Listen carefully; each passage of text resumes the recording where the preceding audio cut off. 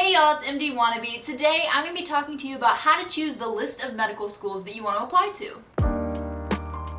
So I wanted to take you through the decision process that I used last year when I applied to med school. That way by the time you're ready to apply, you will already have this part nailed down. Head on over to Google Sheets or Microsoft Excel or whatever floats your boat and open up a new spreadsheet. Step 2. If you don't already have a subscription to MSAR, you need to go and get one right now. MSAR is a database run by the AAMC that has literally every statistic on just about every MD program in America. I'm talking GPA distributions, MCAT scores, the percentage of the incoming class that participated in certain extracurricular activities, like literally everything is on there. And that's the information that we're gonna be using to fill in our spreadsheet. Okay, we've taken care of that. Now it's time to start setting up our spreadsheet. Column 1 is gonna be the name of the school. Column 2 is gonna be the state that the school's in. Column 3 is gonna be the percent of the incoming class that's out of state. Do not skip this step because there's actually a good number of schools that just flat out don't accept out-of-state students, or they only accept a very small percentage of students with special circumstances. So,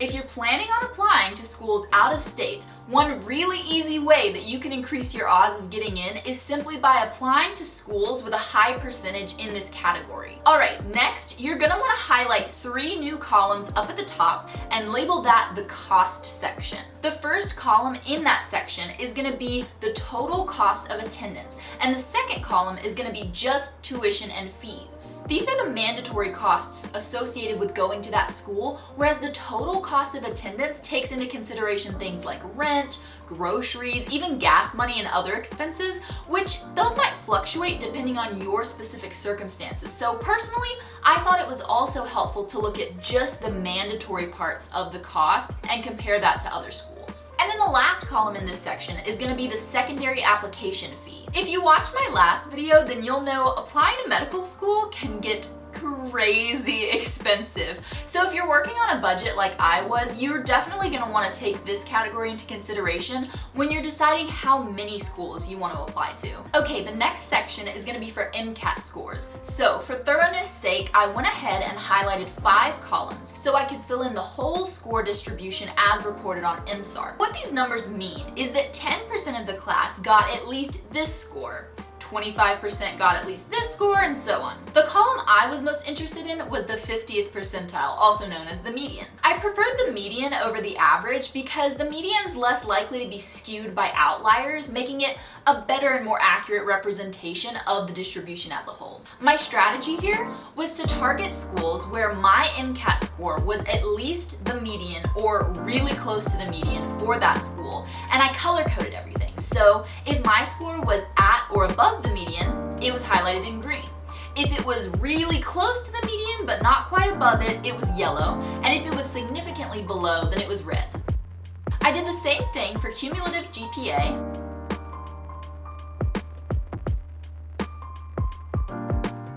and science GPA.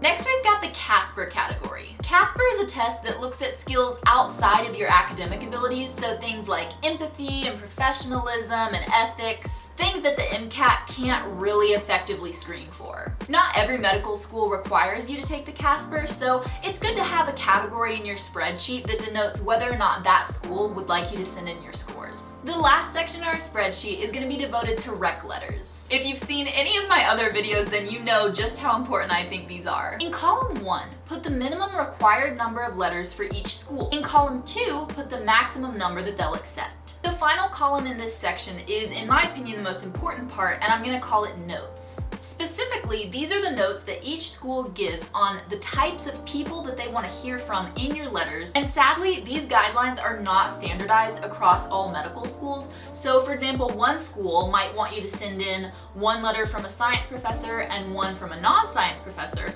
whereas a different school might want you to send in 2 letters from science professors and a letter from a doctor that you shadowed. It really varies widely. This is also the one part of this spreadsheet where you may have to go outside of MSAR to find the info that you're looking for. They had some of these guidelines in the database, but for the most part, I found that it was a lot more reliable to go onto the school's website and get the guidelines from there. Of course, this is gonna get kind of tedious, but I assure you it is worth it in the end, because when you're trying to figure out who to ask for rec letters, it is gonna be extremely helpful to have all of this information located in one easily accessible place. Now it's time to start filling everything in.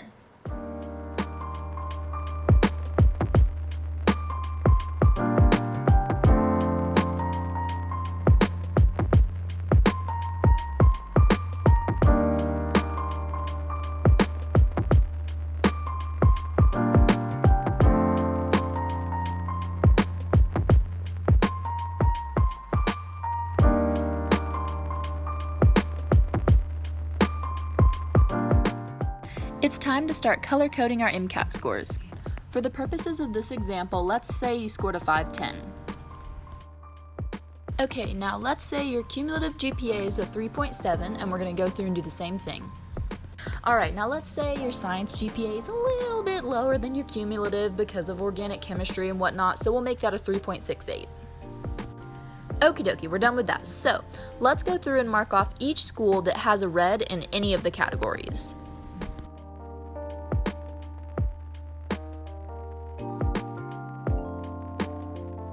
Alrighty, let's see what we're working with. So we've got 1, 2, 3, let's look at number 4. So the school actually only had an 8% out-of-state admissions rating, which means we're gonna wanna take that one off of our list as well. That's just too low. Okay, so that leaves us with 4, 5, 6, 7 schools left on our list. That's really good. I know you guys are probably curious about this, so like I said, I used this method last year when I was figuring out what schools I wanted to apply to, and I actually ended up having a 50% success rate when it came to getting invitations to interviews. Obviously, I can't guarantee a certain success rate when it comes to getting interviews or getting into these schools. That's just what happened for me. Alright, there's one last thing that's really helpful to include in this spreadsheet, and that is an equation for calculating the application cost associated with the schools that you're going to apply to. First, you're going to want to calculate your primary fees. Make sure you do this separately for MD schools and DO schools since they're priced differently. Okay, so what I did is I came down to the bottom of the spreadsheet, and first I counted up the number of MD schools and the number of DO schools and put them here. Then we start calculating our primary fees. So for the MD schools, that formula is going to be 170 plus 40 times the number we've got in this box minus 1. Okay, and then we're going to do the exact same formula for the DO schools, except we're going to have $196 plus $46 times the number of DO schools minus 1, which in this case, we only had one DO school on the list, so it only works out to that base rate anyway. Okay, now we've got our secondary fees, which I just kind of did the lazy way, which was to just go through and sum up that column for each of the schools that we're applying to. But there are more sophisticated formulas out there if you want to kind of write up your own function to do this. That way you won't have to like go through and click each one, which might be helpful if we had more schools, but in this case I didn't really think it was necessary. But I will include links to that code in the description in case you're interested in that. Okay, so when we total everything up, it comes to $1,126. Now, keep in mind that is only the fees associated with the primary and secondary applications. You will also have to pay for MCAT registration and prep materials, as well as interview travel expenses. Now, I want to give one final qualifying statement for this video. Like I said in the beginning, it is very important to be intentional about which schools you're applying to, but if it comes down to it and you have 1 or 2 schools that you really can't decide whether or not to keep them on your list, just go ahead and send an application anyway. You can always decide later not to submit a secondary if you feel that that school really isn't right for you.